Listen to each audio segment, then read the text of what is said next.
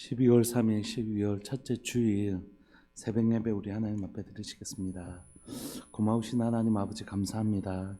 2023년의 마지막 달을 보냅니다. 하나님, 이 달에 우리에게 여전히 한 해의 마지막 순간까지도 기도하게 하시니 감사합니다.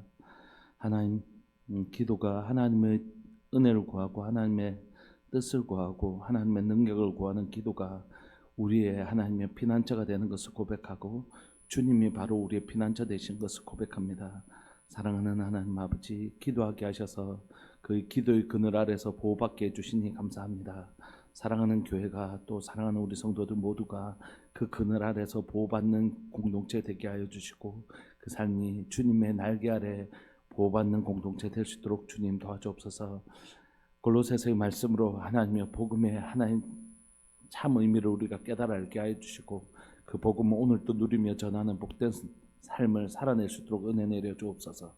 사랑하는 예수님의 이름으로 감사하며 기도합니다. 아멘. 우리 찬송가 320장 함께 찬양 들으시겠습니다. 찬송가 320장입니다.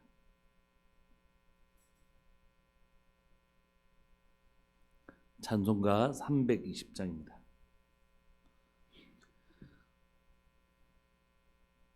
나의 죄를 정케 하사 주의 일꾼 삼으신 구세주의 넓은 사랑 항상 찬송합니다.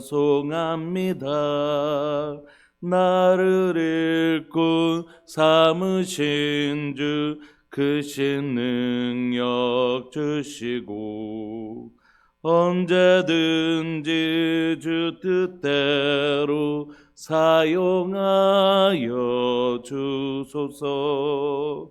내게 부어 주시려고 은혜 예비하신 주 주의 은혜 채워주사 능력 있게 하소서. 나를 일꾼 삼으신 주 크신 능력 주시오. 언제든지 주 뜻대로 사용하여 주소서. 죄의 짐을 풀어주신 주의 능력 크도다. 나를 피로 사신 예수 내 맘속에 오소서. 나를 일꾼 삼으신 주 크신 능력 주시고 언제든지 주 뜻대로 사용하여 주소서. 주여 내게 성령으로 충만하게 채우사 생명수가 강물처럼 흐르게 하옵소서. 나를 일꾼 삼으신 주 크신 능력 주시고 언제든지 주 뜻대로 사용하여 주소서. 아멘. 아멘. 우리 하나님의 말씀 골로새서 1장 21절부터 29절까지 하나님의 말씀 골로새서 1장 21절부터 29절까지 함께 보시겠습니다.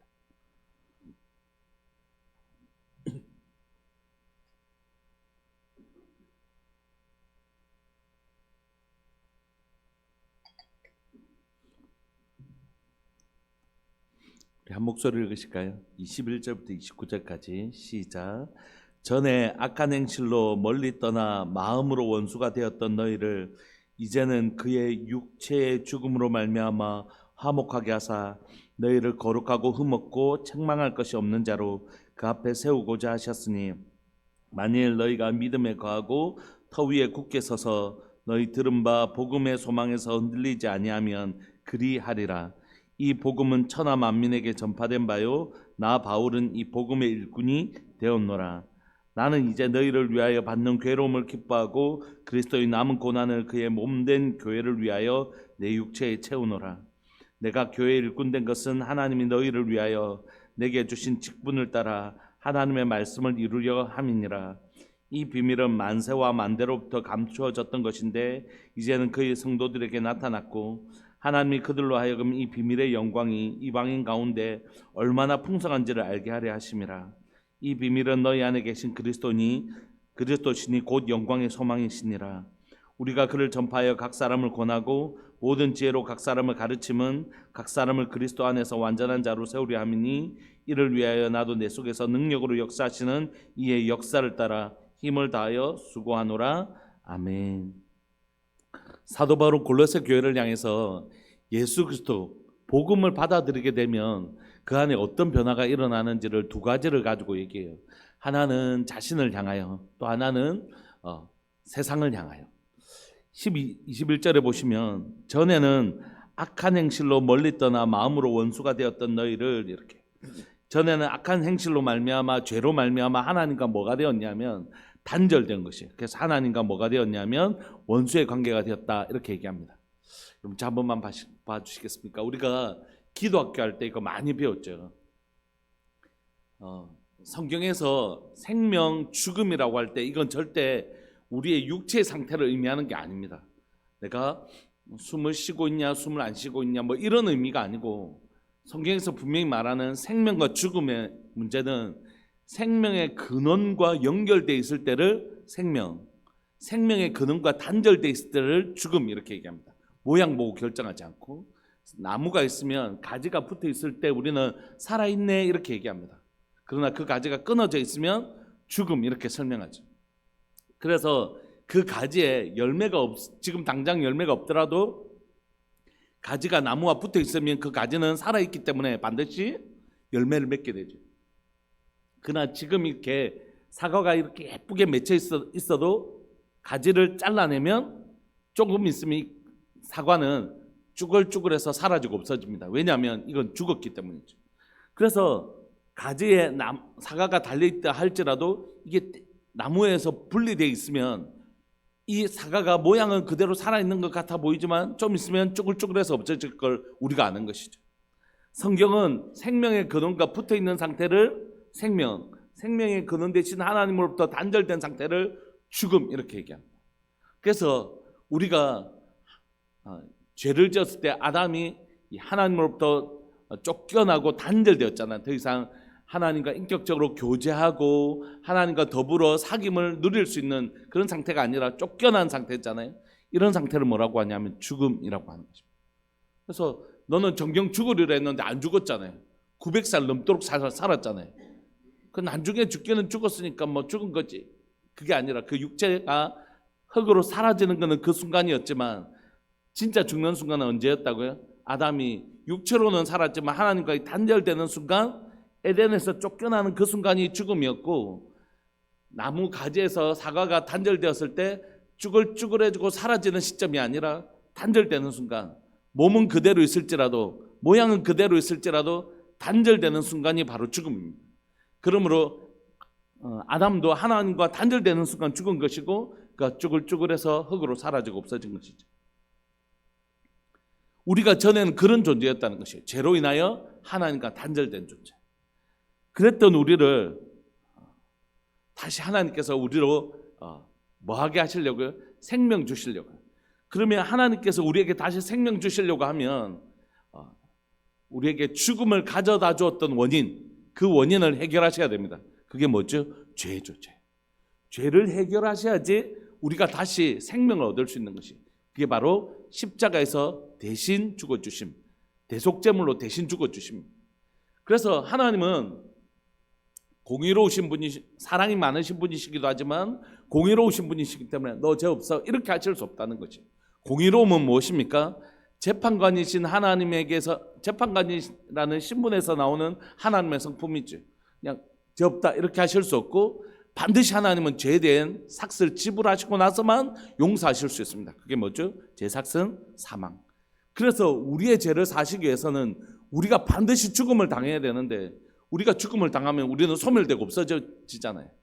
그러실 수 없어서 우리를 살리시되 우리의 죄에 대한 대가를 지불하게 하시려고 흠없는 누군가를 데리고 오셨는데, 그분이 바로 예수 그리스도 하나님의 아들. 왜냐하면 죄 없으신 분은 오직 예수님밖에 없으시니까. 사람들이 얘기합니다. 기독교는 너무 독선적이야. 꼭 자기들만 믿으래. 불교나 다른 데는 꼭 우리만 믿어야 된다 이렇게 얘기하지 않는데, 기독교는 너무 독선적이야. 자기들 말고는 구원이 없고 타협이 안 돼. 그래서 교회 다니는 사람들하고 이렇게 얘기할 때가 있습니다. 그런 분들을 향해 이렇게 얘기합니다. 예수님 말고 다른 구원의 길이 있기를 가장 바라셨을 분은 하나님이십니다. 하나님. 예수님 말고, 예수님을 십자가에 죽이는 방법 말고 다른 구원의 방법이 있기를 가장 소원했을, 이 길 말고 다른 길이 있기를 가장 소원했을 분은 바로 하나님이시죠. 그러면 예수님 십자가에 안 죽이셔도 되잖아요. 그럼에도 불구하고 하나님이 아들 대신 예수님을 십자가에 죽이는 방법밖에 없었기 때문에, 예수님 말고는 없기 때문에, 구원을 얻을 만한 다른 이름이 없기 때문에 예수님을 십자가에 죽으신 것이고, 그러니까 기독교가 독선적인 게 아니라 아들을 죽이는 방법 말고는 하나님 다른 방법이 없으셨고, 다른 방법이 있기를, 다른 구원의 방법이 있기를 가장 소원하셨을 분은 바로 아버지 되신 하나님이시죠. 그럼에도 불구하고 예수님을 십자가에 죽이시는 방법 말고는 우리를 구원하실 방법이 없어서 22절, 이제는 그의 육체의 죽음으로 우리의 죄를 사하시고 우리에게 생명 주신 것입니다. 여러분, 죽음이나 생명이나 다 관계적 용어라고 말씀드렸죠. 샬롬이나 안식이나 이런 거 다 관계적 용어입니다. 내가 살았다, 내가 죽었다 이런 게 아니라, 죽음은 뭐냐면 생명의 근원과 단절된 관계, 단절된 걸 죽음. 다시 생명은 뭘까요? 생명의 근원과 다시 하나가 되는 것. 그래서 로마서는 뭐라고 하죠? 가지가 새로 접붙임을 받았다 이렇게 표현하는 것입니다. 그러므로 성경은 끊임없이 생명과 죽음을 이렇게 설명하는데, 그래서 성경이 영생을 어떻게 설명한다고요? 영생은 유일하신 하나님과 그의 보내신 자 독생자 예수 그리스도를 아는 것, 이게 영생인 거예요. 그러니까 막 영원히 죽지 아니한 불로초 이런 게 아니라 하나님과 예수 그리스도를 아는 것, 알다라는 이 단어는 기노스코로라는 단어로 교제하다라는 뜻입니다. 교제하다. 그러니까 지금 하나님과 단절된 존재가 아니라 어떻게 해요? 하나가 되어서 서로 하나님하고 대화도 하고 교제하고, 이 상태를 영생이라고 하는 것입니다. 영원한 생명. 그러니까 여러분, 지금 우리는 이미 영생을 얻은 상태인 것이죠. 성령께서 우리에게 오신 건 하나님과 우리 사이를 뭐라고요? 하나님의 마음의 깊은 곳까지라도 통달하시는 성령께서 우리에게 하나님의 마음을 가르쳐 주시고, 우리의 마음에서 말할 수 없는 탄식을 가지고 기도해 주시는 교통의 영이신, 교제의 영이신 성령께서 우리에게 오셨다는 것 자체가 뭐라고요? 우리가 생명을 얻었고 우리가 지금 영생을 누리고 있는 상태입니다. 그러므로 예수님을 믿는 사람들에게 일어나는 가장 중요한 변화는 뭐냐면 하나님과 교제하는 자가 되었다는 것이에요. 이걸 기도로 얘기하든지 예배로 표현하든지 하나님 말씀을 묵상하면서 하나님의 마음을 얻는 것이든지 무엇이든지 상관없이 예수님을 믿는 사람에게 일어난 가장 중요한 변화는 뭐냐면 지금 내가 하나님과 교제하는 자가 되었냐는 것이에요. 여러분들 안에 로마서는 우리에게 가르쳐 주기를 예수 그리스도를 영접하는 자는 곧 그 안에 누가 계시다고요? 예수 그리스도의 영, 하나님의 영이신 성령님께서 계십니다. 그래서 우리가 이미 배웠던 것처럼 요건 똑같은 말이에요.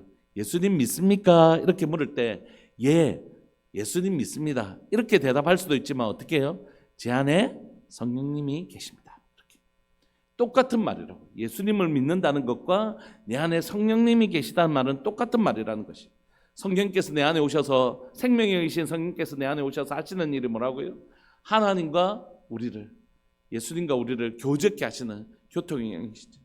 그러므로 여러분들이 예수님을 믿는다는 건 내 안에 성령님이 계신다는 것이고, 내가 예수님을 믿는 사람으로서 누릴 수 있는 가장 놀라운 은혜는 뭐냐면 하나님과 지금 내가 어떻게 해요? 화목하게 된 자. 다시 말하면 교제하게 된 자라는 뜻입니다.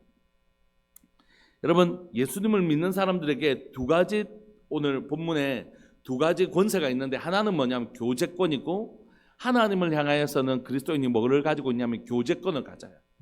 그러니까 이게 특권이죠. 우리가 이게 실화인지는 잘 모르겠지만, 링컨이라는 책을 보면 링컨이 이제 국무회의를 주재할 때 그 아들이 국무회의 문을 열고 들어오잖아요.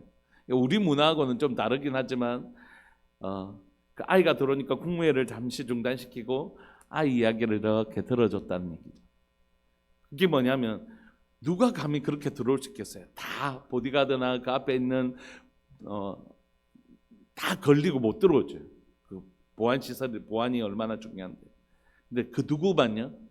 아이만 자유롭게 들어오는 것이. 여러분, 속옷을 입고 있는 안방에 있을 때라도 문을 벌컥벌컥 노크도 안 하고 들어오는 애들이 있어요. 누구죠? 우리 자녀들이죠. 그게 자녀들의 특권인 것입니다. 요한복음은 그 놀라운 하나님과의 친밀함의 특권을 이렇게 설명해요. 아버지 품속에 있는 독생하신 하나님이 나타내셨느니라. 아버지 품속에, 예수님 그러면 하나님 품속에 어린 아기처럼 이렇게 계신다는 뜻인가요? 그렇지 않아요, 여러분. 그 요한복음 1장에서 예수님이 어디 아기로 묘사되고 있습니까? 아니죠. 그런데 품속이라는 단어를 쓰신 이유는 뭡니까? 하나님의 가장 친밀한 공간을 의미하는 것이거든요. 예수님이 하나님과 가장 친밀한 교제를 누리고 계시는 것을 보여주는 것이에요. 왜 그걸 요한은 설명하고 있나요? 맏아들이신 예수님이 그걸 누리셨던 것처럼, 본이 되셔서 그것을 누리셨던 것처럼, 그 이후에 예수 그리스도를 말미암아 하나님의 아들 된 우리 모두가 그것을 누리게 될 것을 보여주고 있는 것이다. 그러므로 여러분, 그리스도인에게 가장 특권은 무엇입니까? 지금 하나님과의 그 친밀함을 누리고 있냐는 것이. 그런데 예수님을 믿는다고 해서 저절로 누려지는 게 아닙니다. 여기에 물이 있잖아요. 이 물을 마시면 제가 10년 진대요. 그러나 그걸 아는 것만으로는 10년이 젊어지지 않습니다. 이것을 마실 때만이 제가 10년이 젊어지는 것이에요. 여러분, 예수님을 믿으면 하나님과 교제할 수 있습니다. 이것으로 우리가 복음을 누릴 수 있지 않아요. 직접 그 교제 안으로 들어가니까 목사님 진짜 너무 좋아요, 막 이런 거. 좋다는 건 알았는데, 목사님 내가 좋다는 건 알았는데 진짜 너무 좋아요. 우리가 막 홈쇼핑에서 여행에 관한 가면 너무 좋겠다, 저기 가면 너무 좋겠다, 맛있겠다, 진짜 너무 편하겠다, 이렇게 알았다가 갔다 온 사람이, 목사님 보는 거하고는 달라요, 목사님 한번 가보셔야 돼요, 너무 좋아요, 이렇게 하는 거죠. 그래서 성경이 뭐라고 표현한다고요? 맛보할지어다. 우리로 하나님을 맛보하는 것이, 깊은 예배와 깊은 기도를 통하여 우리에게 하나님께서 또 다른 율법으로, 의무로 우리에게 주신 게 아니라고요. 여러분, 기도가 여러분들에게 율법이고 의무가 되지 않기를 소망합니다. 그건 우리의 누림이라고요. 하나님을 만나러 가는데 오늘 또 가야 되나, 이런, 물론 영적인 어떤 하나님을 만나러 가는 순간에 그것을 방해하는 악한 것들이 주는 부담감과 때로는 어려움과 이런 것들이 있어요. 그래서 기도가 쉽잖아요. 여러분들 꾸준히 기도하는 사람 보셨어요? 그래서 진짜 찾아보기 어렵다. 진짜 꾸준히 하나님 앞에서 그 기도 한 번 막 열정을 태워서 불꽃처럼 이렇게 하는 사람 많지만, 꾸준히 그 안에 세수하는 것처럼, 양치하는 것처럼, 자신 안에 거룩한 습관처럼 새겨내는 건 진짜 어렵다고. 여러분, 어느 교회를 가보십시오. 새벽 예배를 꾸준하게, 그 기도의 삶을 꾸준하게 영위해가는 사람들은 진짜 영적인 거장들이다. 그게 쉬운 일이 아니거든. 그건 뭐 사람의 의지로만 되는 게 아니기 때문에. 그 시간들을 통하여 그는 하나님과의 화목게 된 이 은혜를 누리는 것입니다. 하나님과 교제의 은혜. 사랑하는 여러분, 여러분들에게 나누고 싶습니다. 여러분들 가운데 더 깊은 하나님의 임재 안으로 들어가시기를 소망합니다. 더 깊은 하나님과의 교제에 들어가셔서 그게 얼마나 행복한지, 그게 얼마나 즐거운지, 주님을 만나는 시간마다 그 기대와 사모와 그 거룩한 마음들을, 그걸 누리며 사는 게 복음이라고. 그걸 누릴 때 예수님을 믿는 게 왜 복음인가?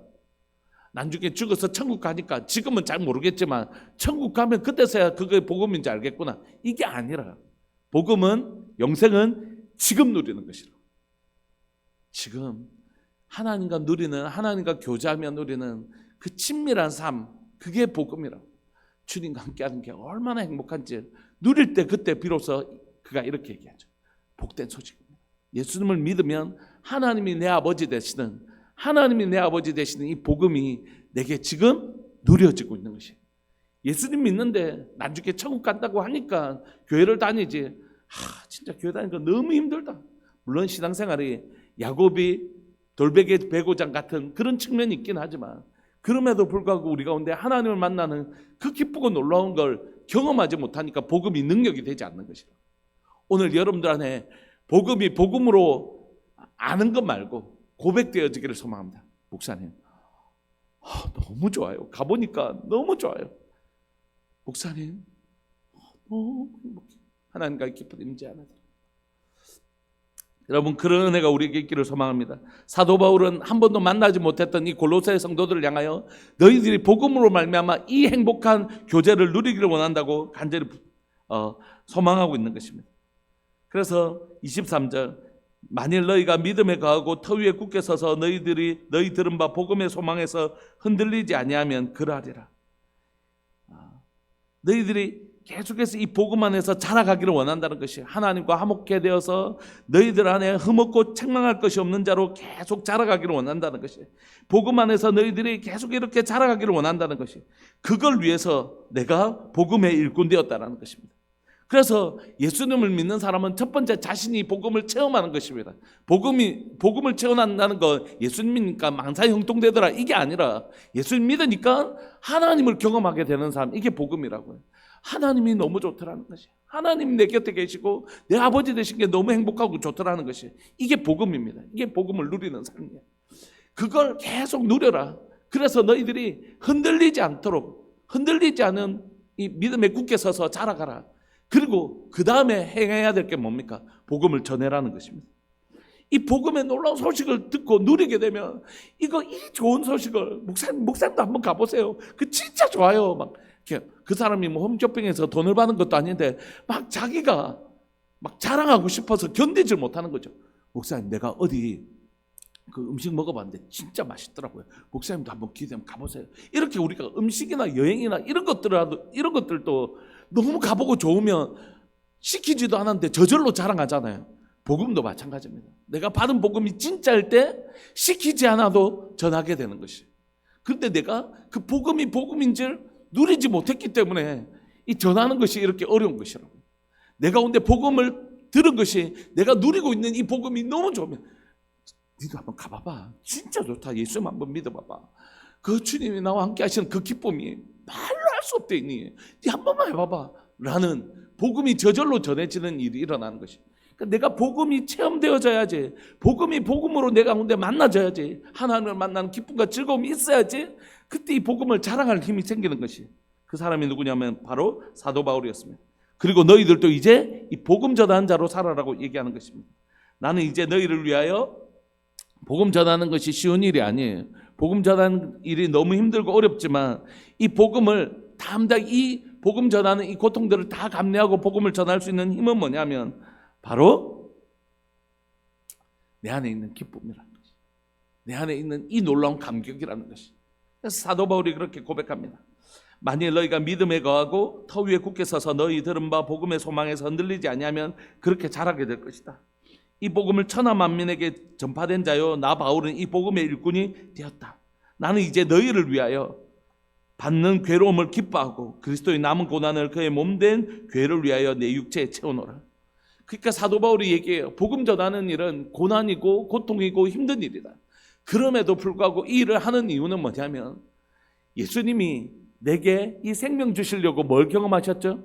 십자가를 경험하셨던 것처럼, 그걸 십자가의 그 죽으심과 고통을 겪으시면서도 내게 이 영원한 생명 주시고, 너무 이 영원한 생명을 가지신 예수님이, 영원한 생명이신 예수님이 내게 이 놀라운 생명 주시려고, 예수님이 하나님과 교제하는 이 즐겁고 이 놀라운 생명을 우리에게 주시려고 십자가를 통과하셨던 것처럼, 나도 너희들에게 이 복음을 전해주고 싶은데 그 사이에는 뭐가 있다고요? 복음을 전하기 위한 고난이 있더라는 것이. 그래서 나도 이 고난을 건너서 너희들에게 복음 전하러 간다 이렇게 얘기하는 거죠. 왜냐하면 나도 그렇게 받았으니까. 나도 이 생명 그렇게 받았으니까 나도 설사 이 복음을 전하는 일에 고난과 고통이 따른다 할지라도 난 이 복음 위해서 기꺼이 너희들에게 생명 주는 이 일을 위해서 나는 이 고난을 지불할 것이다 라고 얘기하는 것입니다. 그래서 그는 이렇게 얘기해요. 나는 이제 너희를 위하여 받는 괴로움을 어떻게 해요? 기뻐한다. 괴로움이 기쁘겠습니까? 아니요.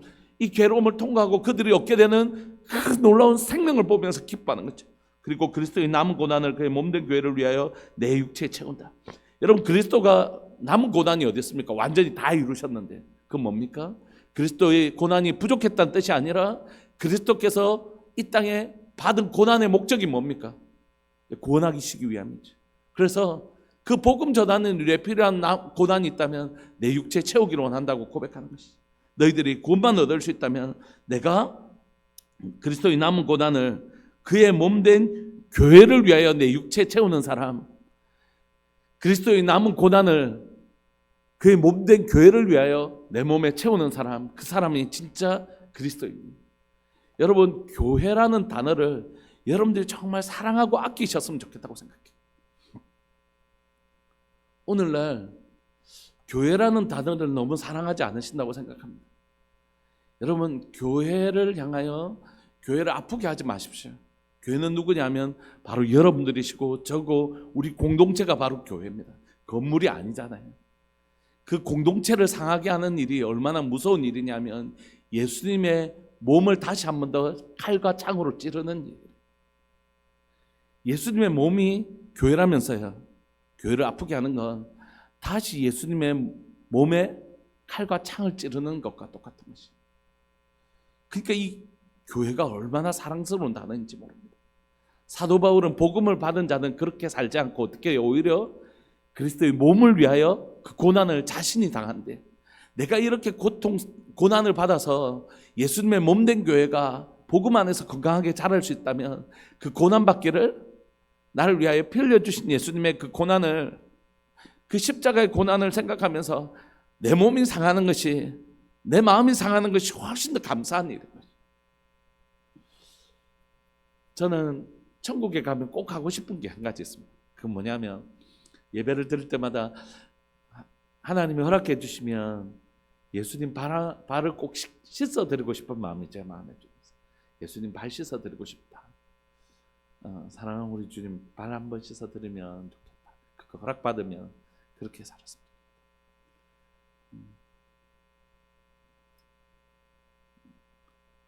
교회를 섬기면서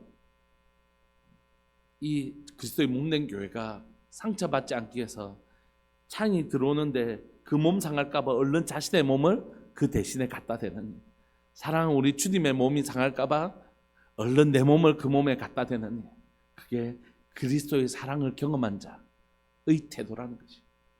그래서 그 교회 공동체가 주님이 기뻐하시는 모습으로 잘 자라기 위하여 그리스도의 남은 고난이 있다면 기꺼이 자기 몸에 채우기를 원하는, 그게 사도 바울의 모습이었고 복음을 만난 자의 태도라고 성경이 가르쳐주고 있는 것입니다. 내가 교회의 일꾼 된 것은 하나님이 너희를 위하여 내게 주신 직분을 따라 하나님의 말씀, 하늘에서 이룬 것 같이 땅에서 이룬 말씀을 이루려고 내가 이 직분 감당하고 있는데, 이 비밀은 만세와 만대로부터 감추어졌던 것인데 이제는 그의 성도들에게 나타났고 하나님이 그들로 하여금 이 비밀의 영광이 이제 유대인이 아니라 이방인까지도 얼마나 풍성한지 알게 하려 하심인데, 이 비밀은 너희 안에 계신 그리스도라고 얘기해. 근데 이 풍성함을 계속해서 알아가기를 원한다는 것입니다. 이 놀라운 비밀, 여러분 그리스도를 내가 다 안다고 착각하지 마십시오. 그리스도의 풍성함을 우리가 어떻게 다 알겠어요? 여러분, 날마다 우리의 숙제이고 날마다 우리의 기대와 소망이죠. 얼마나 놀라우신 분이실까? 얼마나 주님을 더 매일매일 더 알아가는 기쁨과 즐거움이 그곳에 있는지, 그 소망을 우리에게 주신 것입니다. 여러분들 안에 날마다 주님을 더 알아가는 기쁨과 감격이 있기를 소망합니다.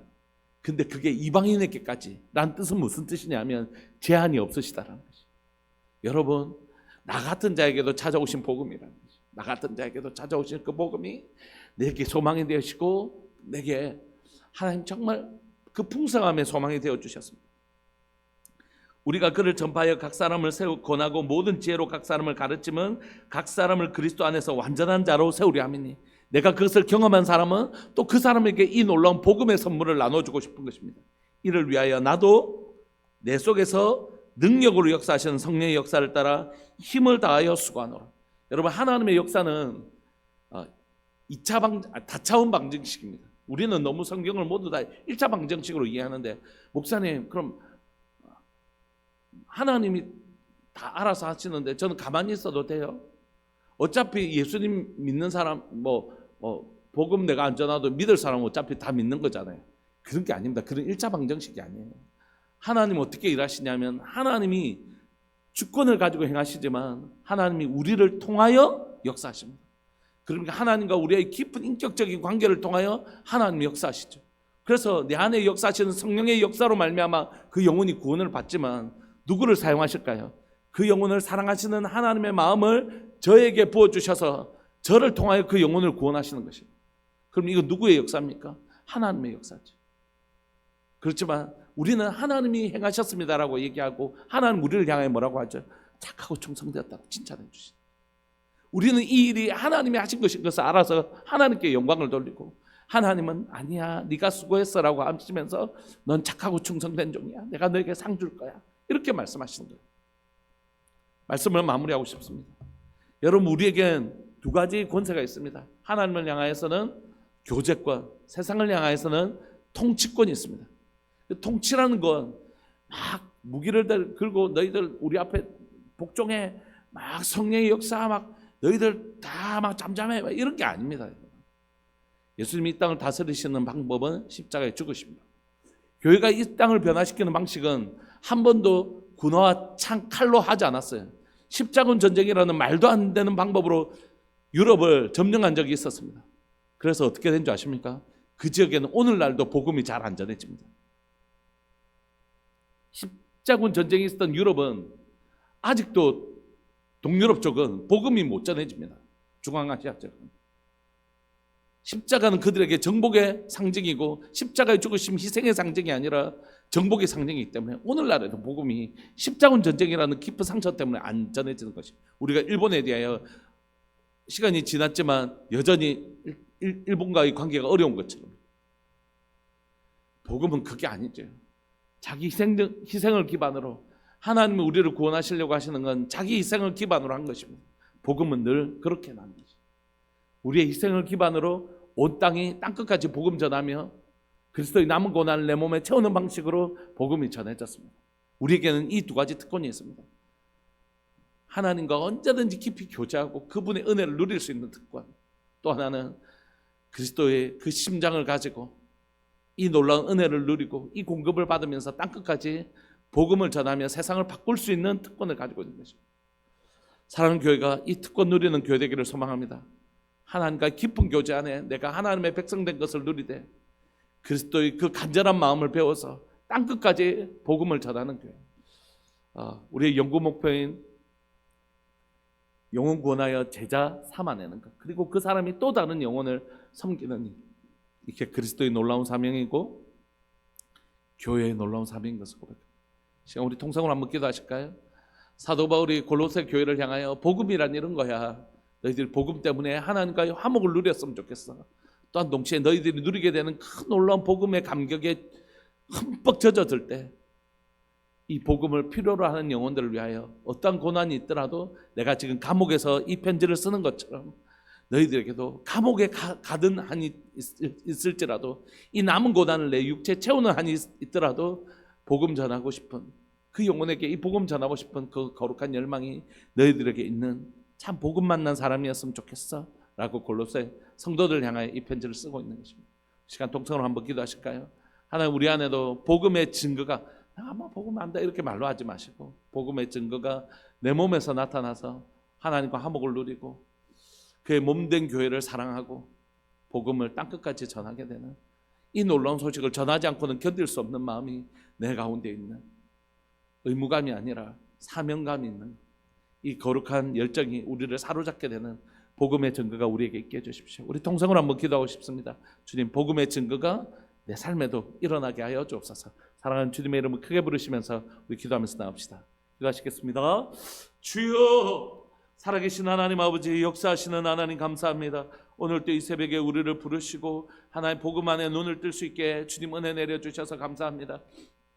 살아계신 하나님 아버지, 역사하시는 하나님 아버지, 죄로 말미암아 하나님과 단절되어 하나님을 누리지 못하고 하나님과 교제하는 그 즐거움을 누리지 못하고 고아와 같이 에덴에서 쫓겨난 하나님이 이 땅 가운데 주님 그 죄를 해결하시려고 육체로 예수 그리스도의 그 육체 가운데 하나님의 우리의 모든 하나님의 죄 삭신 하나님 사망 죽음을 담아내시고 십자가의 죽으심으로 우리의 죄를 소멸하시고 우리 가운데 영생 주신 것을 인하여 감사합니다. 이제 우리에게 성령께서 오셔서 하나님과 우리 가운데 깊은 교제를 허락하시니 감사합니다.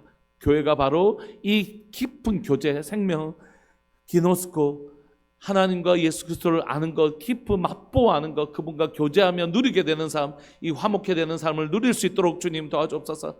사랑하는 교회 가운데 이 깊은 교제의 즐거움을 누리는 복된 교회, 복된 성도 되게 하여 주시고, 목사님 하나님과 이 깊은 교제 안에서 날마다 더 하나님이여, 이게 복음이군요. 이게 복음이군요.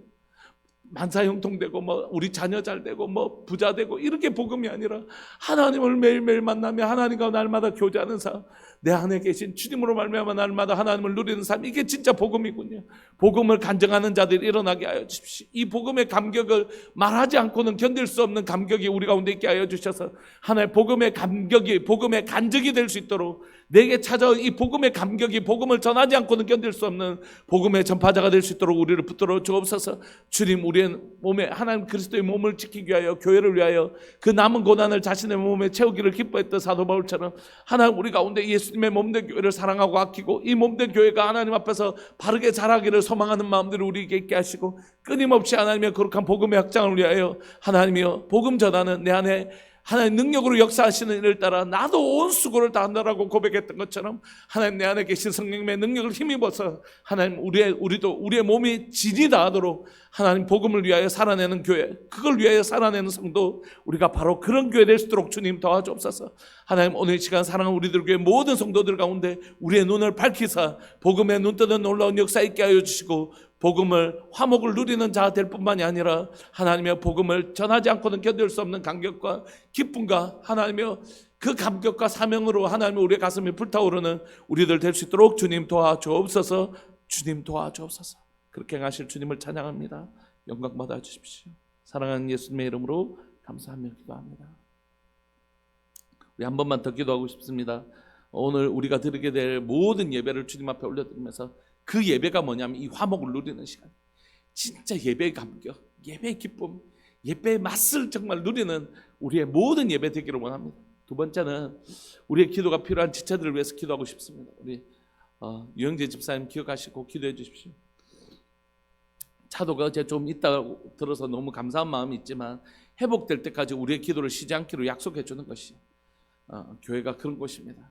우리가 그 교회가 그런 믿음을 줄 수 있는 공동체 되기를 원합니다. 내가 아프면 우리 교회 모든 성도들은 날 위하여 기도해 줄 거야 라는 믿음을 주는 공동체, 그런 공동체 되기를 소망합니다. 우리 이 시간 통성으로 한번 기도하실까요? 하나님, 예배와 우리 집사님을 위해서, 유영재 집사님을 위해서 우리 통성으로 기도하고 축도하면서 마치겠습니다. 기도합시다.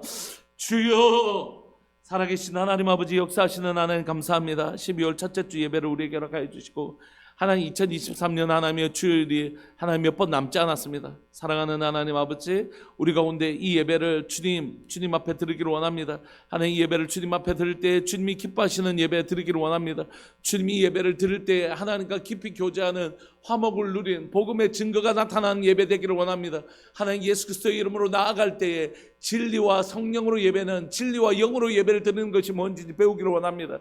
진리 대신 예수 그리스도와 영 대신 성령님을 통하여 하나님과 친밀한 교제가 일어나는 예배 되게 하여 주옵소서. 우리의 예배 가운데 하나님의 보좌를 설치하시고 자정하시는 하나님의 영광을 경험하는 예배 되게 하여 주옵소서. 하나님, 오늘 이 시간 우리 가운데 임재하여 주시고 우리 가운데 자정하여 주셔서 아버지의 영광을 이 예배 가운데 충만하게 채워주셔서 예배를 드리는 모든 믿음의 식구들 가운데 하나님의 영광이 우리와 함께 머무는 것을 경험하게 하여 주시고, 하나님과의 깊은 교제가 일어나는, 하나님의 마음을 배우고 우리의 마음을 하나님 앞에 올려드리는 깊은 교제가 하나님의 예배 가운데 하나님 역사되어질 수 있도록 주님 도와주옵소서. 사랑하는 하나님 아버지, 유영재 집사님 가운데 함께하여 주시고 그 육체 가운데 운행하여 주시고 하나님의 영이 머무실 때에 하나님 마른 뼈도 살아나는 역사가 있었던 것처럼 그 몸 가운데 하나님이여 건강하게 그 몸을 세우시고 그 영을 하나님이 깨워주셔서 하나님의 사랑하는 유영재 집사님과 정한영 집사님과 그 가정 가운데 하나님의 영으로 말미암아 회복되어지고 살아나는 놀라운 역사가 그 가정 가운데 일어나게 하여 주옵소서. 사랑 우리들 교회 모든 성도들이 하나의 공동체를 향한 신뢰가 있기를 소망합니다. 내가 힘들면 가장 많이 이 문제가 해결될 때까지 기도해 주는 공동체, 그 기도의 그늘 아래 나를 지켜줄 공동체라는 공동체에 대한 신뢰와 믿음이 있는 교회 될 수 있도록 은혜 내려 주옵소서. 주님 감사합니다. 오늘 귀하고 복된 주를 허락하여 주셔서 감사하고 하나님의 첫 번째 예배인 새벽 예배를 주님 앞에 드릴 수 있게 해주셔서 감사합니다. 모든 영광 주님 받아주시고 주님 우리와 더 깊이 만나 주옵소서. 사랑하는 예수님의 이름으로 감사하며 기도합니다. 아멘. 축도하겠습니다. 지금은 우리 주 예수 그리스도의 은혜와 하나님 아버지의 사랑과 성령 하나님의 교통하심과 돌보심의 은혜가 복음의 참맛 하나님과의 화목을 누리며 이 복음을 전할 수 없는 감격을 누리게 될 사랑하는 우리들 교회 모든 믿음의 식구들을 위해 영원토록 함께 있을지어다. 아멘. 함께 기도하시고 예배 시간 때 다시 뵙겠습니다. 기도하시겠습니다.